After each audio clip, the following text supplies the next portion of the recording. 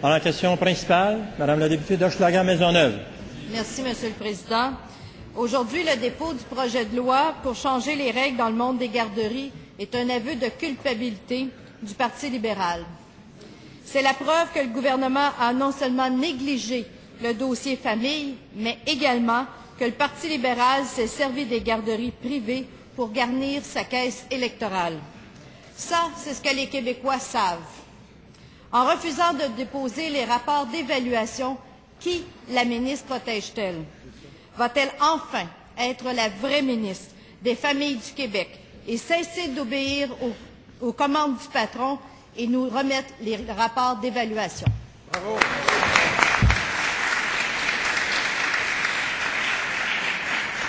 Madame la ministre de la Famille. Merci, Monsieur le Président. Aujourd'hui, j'ai déposé un projet de loi important qui vient resserrer et encadrer les services de garde au Québec. Le temps est venu pour l'opposition et j'appelle à la collaboration de la députée de l'Hochelaga-Maisonneuve, d'abord de prendre acte de ce projet de loi qui, à la fois, vient resserrer et le moyen d'attribution des places et la composition des comités qui vont choisir justement ces places-là. On vient stopper la question des chaînes de garderie. On vient en donner les moyens au ministère pour agir dans le cadre des garderies légales. On met en place les sanctions administratives. On fait ça tout dans un cadre quand c'est ce gouvernement qui a pu justement faire en sorte d'avoir les politiques familiales les plus généreuses au Québec. Un instant, Madame la ministre. Un instant. Un instant. Attention. Attention aux conversations en parallèle qui donnent un bruit de fond, qui nous empêche de bien entendre la réponse qui est donnée. Madame la ministre.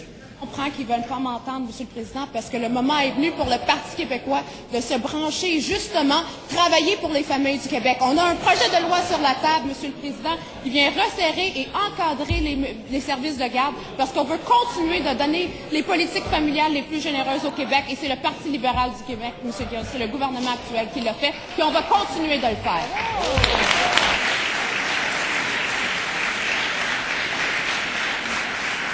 En question complémentaire, Madame la députée d'Hochelaga-Maisonneuve. Merci, Monsieur le Président. Ce projet de loi-là, il vient protéger ce gouvernement de lui-même. On le voit bien. Avant qu'il arrive, il n'y en avait pas de problème. Puis quand ils vont partir, on va les régler, les problèmes. Alors, on veut savoir pourquoi ce gouvernement qui a détourné les politiques familiales au profit de la caisse libérale, est-ce qu'on va les avoir, oui ou non, les rapports d'évaluation qui cachent la vérité? Bravo!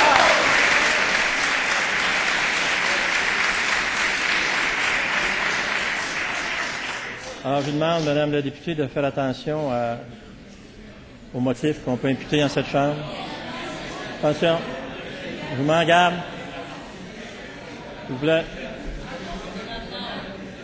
S'il vous plaît. À ma gauche, s'il vous plaît. Madame la ministre, à la question posée. Ah non, Monsieur le Président, la députée et le Parti québécois aujourd'hui va devoir se prononcer sur le contenu qui est sur la table. C'est ce parti, Monsieur le Président, que je vous le rappelle, la chef de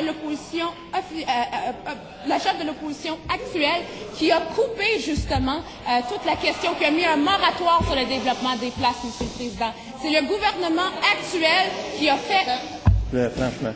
S'il vous plaît.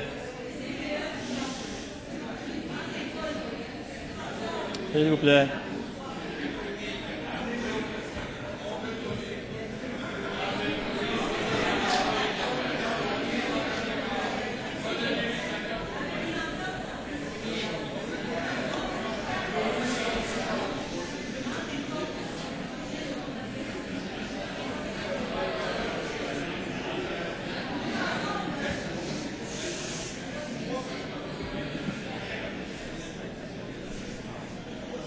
Chers collègues,